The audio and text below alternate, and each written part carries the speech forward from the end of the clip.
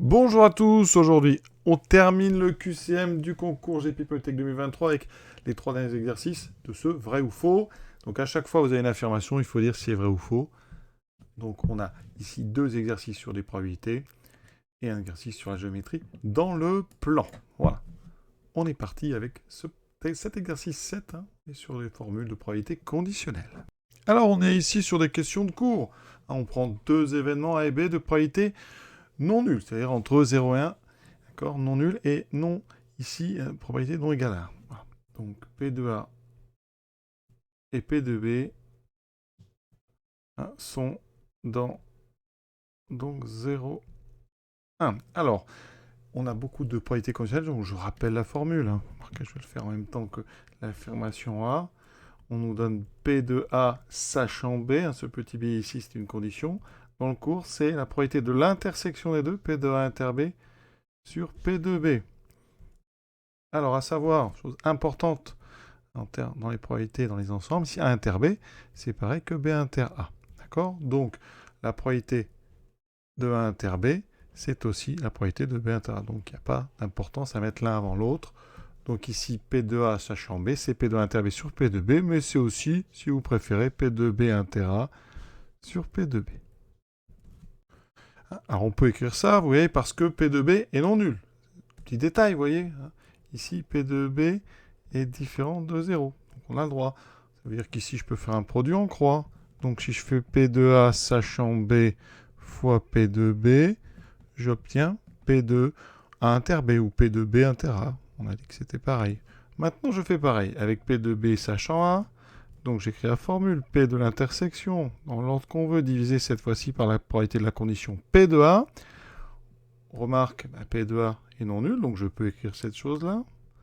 Je fais le même produit en croix. Donc, j'obtiens P de B sachant A fois P de A est aussi égal à P de A inter B. Donc quand on égalise les deux, eh bien P de A sachant B fois P de B, c'est bien égal à P de B sachant A fois P de A. C'est exactement ce qu'on vous propose dans l'affirmation A. Donc elle est tout à fait vraie, cette affirmation A. L'affirmation B. Alors j'applique la formule P de A sachant A. C'est donc P de A inter A sur P de A. A inter A, c'est A. Ça fait P de A sur P de A.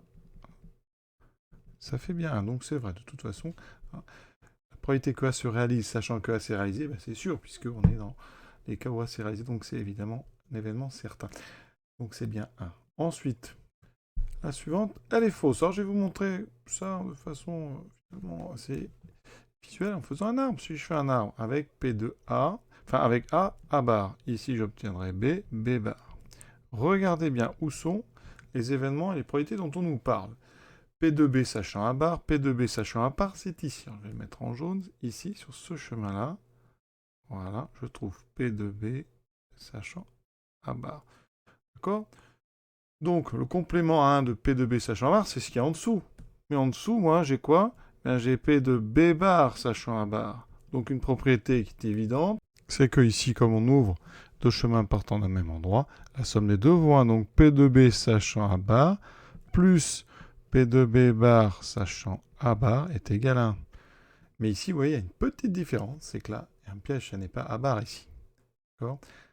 Et ça n'est pas non plus ici B bar. Donc cette propriété, elle nous parle d'un chemin qui est le jaune et d'un autre chemin, que je vais vous montrer tout de suite, qui est P de B sachant A bar, P de B sachant A bar c'est là, et l'autre P de B sachant A c'est ici. Voilà. Donc on n'est pas du tout au même endroit, il n'y a aucune raison que la somme des deux fasse 1 dans tous les cas. Donc cette propriété C, elle est fausse. Ensuite, P de B. Alors, P de B, toujours dans le même arbre. B, c'est la fameuse formule des probabilités totales. Eh bien ici, on va découper B en deux. Mais attention, ce n'est pas les petits chemins verts et jaunes qui vont m'intéresser. C'est tout le chemin qui mène à B. Autrement dit, la formule des probabilités totales, comme A et A bar forment une partition, c'est P de A inter B plus P de A bar inter B. C'est des intersections ici, c'est des conditionnels, donc ça ne va pas du tout. Donc cette formule D, elle est elle aussi fausse. Exercice 8, on est sur une variable aléatoire, x qui suit la loi binomiale de paramètres donc 10 et 0,2. Autrement dit, on va répéter 10 fois une même expérience dans des conditions indépendantes, identiques, avec une probabilité du succès qui est égale à 0,2. Alors, la propriété petit a, hein, ici, hein, ça veut dire que x prend des valeurs entre 0 et 10. D'accord? Que des entiers entre 0 et 10. Ça veut dire que la probabilité que x soit entre, donc ici, supérieur ou égal à 1 et plus petit strictement que 3, ça veut dire qu'ici, c'est la probabilité que x appartienne à un ensemble qui contient les entiers 1 et 2.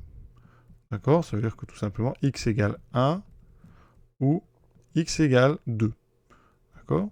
Pour être clair en français, ça veut dire qu'ici, donc, ça veut dire que p de x égale 1 ou p de x égale 2, ça veut dire que ça veut dire que x est inférieur ou égal à 2, mais attention, quand on met x inférieur ou égal à 2, ça veut dire qu'il peut aussi être égal à 0, donc je dois enlever la probabilité que x soit égal à 0. Donc ici, hein, ça veut dire que la proposition qu'on vous fait, la A, elle est tout à fait vraie. Voilà. Alors, sinon, vous faites des listes d'ensemble. Hein. Là, je suis dans 1, 2. Hein. Quand je mets x inférieur ou égal à 2, ça veut dire que x appartient à 0, 1, 2. Donc forcément, j'ai rajouté 0. Donc je dois lui enlever la probabilité que x soit égal à 0. Autre façon de faire, vous pouvez enlever le strict tout de suite en disant que c'est la probabilité que x soit entre 1 et 2, avec des inférieurs ou égaux ou égal. Ensuite, si vous voulez rajouter 0, eh bien vous mettez entre 0 et 2, mais par contre, attention, hein, il faut enlever la probabilité que x soit égal à 0. Et donc ici, p de x entre 0 et 2, c'est, comme x de toute façon ne peut pas être plus petit strictement que 0, ça c'est la probabilité que x soit inférieur ou égal à 2.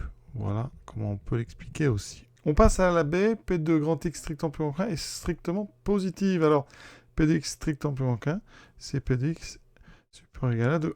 Alors, p de x supérieur ou égal à 2, est-ce que c'est strictement positif? Si on regarde déjà, la probabilité que x soit égal à 2, hein, alors ici, on a ici p égale 0,2. Ça veut dire que l'espérance de notre variable aléatoire, la formule pour une loi bien ici, NP, ça fait 10 fois 0,2, ça fait 2. Donc en moyenne, on a 2. Donc forcément, P de x égale 2 n'est pas égal à 0. En plus, P de grand x égale 2, c'est donc 2 parmi 10, 2 succès parmi 10, fois le succès à la puissance 2, fois l'échec à la puissance 8. Donc ça, on voit bien que c'est différent de 0. C'est strictement positif. P de x supérieur ou égal à 2, ben, c'est P de x égale 2, et vous rajoutez en plus toutes les valeurs pour lesquelles x est supérieur ou égal à 3. Donc forcément, c'est strictement positif. Une question un peu étrange, hein. Assez évident, on peut répondre vrai directement, il n'y a vraiment pas de souci là-dessus. De toute façon, les probabilités, elles sont jamais nulles, parce qu'on a une formule.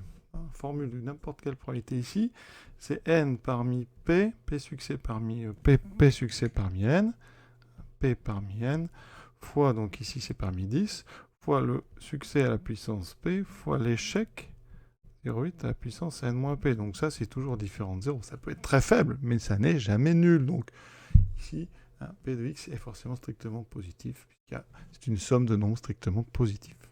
On passe à la C.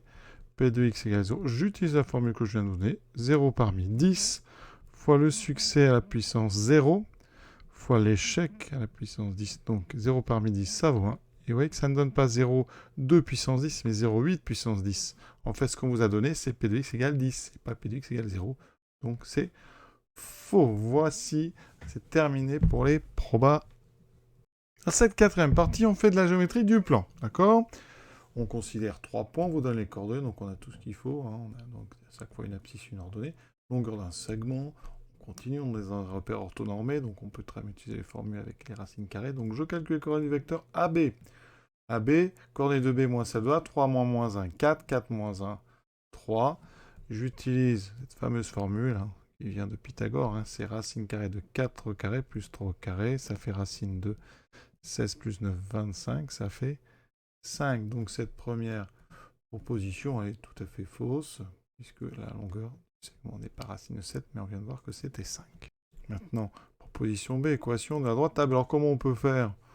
Vous ne devez pas vous embêter, vous allez les coordonnées de AB, donc vous allez calculer, vous allez vérifier que A et B sont sur cette droite, hein, c'est tout. Donc vous vérifiez ça, plus 7, est-ce que ça fait 0? Les coordonnées là, c'est moins 1, donc 3 fois moins 1, moins 3, moins 4 fois Y doit 1, plus 7, ça fait bien 0. Donc on vient de montrer que A appartient donc à la droite d'équation 3x moins 4y plus 7. Maintenant on vérifie que B est aussi dessus, donc on calcule 3xb moins 4yb plus 7. B c'est 3, 4, ça fait 3 fois 3, 9, moins 4 fois 4, 16, plus 7, ça fait 16 moins 16, 0.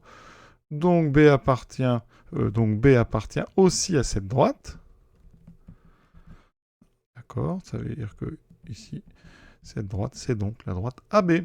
Donc, une équation AB, c'est bien 3x moins 4y plus 7 égale 0. Alors, il y a d'autres façons de faire, hein, avec un déterminant. On fait AB, on dit que M appartient à la droite, AM a pour coordonnée x moins moins 1, donc x plus 1, y moins 1. J'ai utilisé ici les coordonnées du point 1, et je fais un déterminant. Déterminant de AB à M est nul, ça veut dire que 4 fois y moins 1 moins 3 fois x plus 1 est égal à 0. Quand vous développez, que vous mettez tout à droite, et bien ici, vous obtiendrez 0 égale 3x moins 4y moins 4 moins 3 moins 7.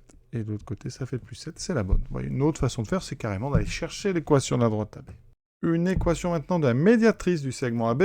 Donc là, comment faire? Eh bien, on va faire. Alors déjà, cette droite, cette médiatrice, hein, on va l'appeler D1. D'accord? C'est la médiatrice de AB. Déjà, D1 passe par le milieu de AB. Donc, je vais l'appeler I, milieu de AB. Pour avoir les coordonnées d'un milieu, vous savez faire. En faisant la somme des coordonnées de 2 points, on divise par 2. Donc, moins 1 plus 3, ça fait 2, divisé par 2, ça fait 1. 1 plus 4, 5, divisé par 2, 5 demi. Ça, c'est les coordonnées de mon milieu. Je calcule ensuite les coordonnées du vecteur IM. Donc, x moins 1, y moins 5 demi. Hein, et on sait que la médiatrice, je vais faire un petit dessin, vous avez votre segment AB. La médiatrice, elle passe par le milieu, elle est orthogonale. Donc, je vais faire un produit scalaire avec AB. Le vecteur IM, hein, I est ici. Le point MI parcourt à droite, donc je dois avoir un MI qui est orthogonal à AB. AB a pour coordonnées 4, 3. Je calcule ce produit scalaire, il doit être égal à 0.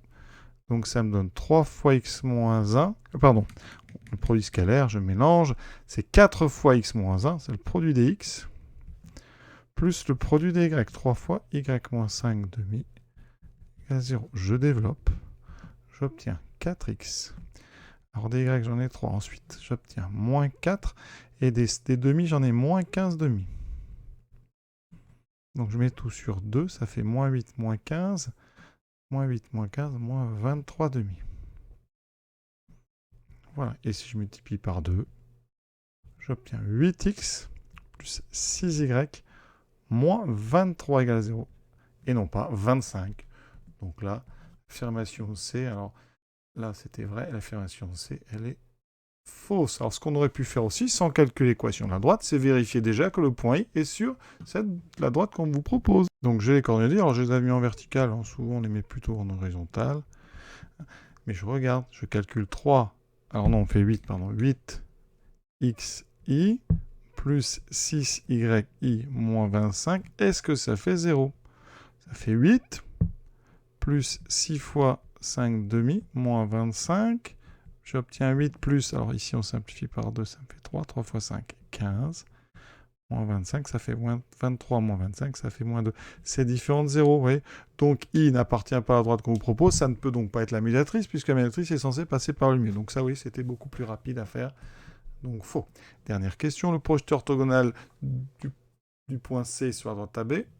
On arrive à la dernière question, je pense la plus dure. Hein, on a la droite ici, AB. Point C qui est quelque part, on projette C sur D, ça donne ceci, et on obtient le point D. Est-ce que, donc les coordonnées D, c'est bien 5, 11, 1. Première chose, est-ce que, on a l'équation de la droite AB, hein, AB c'est donc 3x moins 4y plus 7 égale 0. Donc comme pour la question précédente, déjà, est-ce que ce point de coordonnées 5, 11 demi appartient à AB? Hein, donc je calcule 3 fois 5 moins 4 fois 11 demi plus 7. Ça fait 15 moins, je simplifie par 2, moins 22 plus 7. Cette fois-ci, ça fait bien 0. Donc déjà, le point de coordonnées, alors je ne sais pas, hein, il s'appelle... on va l'appeler D, mais je ne sais pas si c'est le projeteur orthogonal. Ce point D, déjà, il appartient à la droite AB. Donc ça commence bien. Maintenant, la question, c'est est-ce que ici, on a un angle droit, hein, c'est-à-dire ici, est-ce que la droite CD est orthogonale à la droite AB? Donc on va calculer les coordonnées de CD. Donc coordonnées de D moins celle de C, ça fait 5 moins 8 moins 3. 11 demi moins 3 demi, 11 moins 3, ça fait 8. Ça fait 8 demi, donc 4. On va faire le produit scalaire avec AB, que j'ai conservé là-haut, ça fait 4, 3. Je calcule ce produit scalaire. Moins 3 fois 4, moins 12. Plus 4 fois 3, 12. Ça fait bien 0. Donc, la droite CD est orthogonale à la droite AB. Et le point D appartient à AB. Donc, c'est bien le projeté orthogonal de C sur la droite AB. Donc, la proposition D, elle est tout à fait vraie. Donc, faux, vrai, faux, vrai.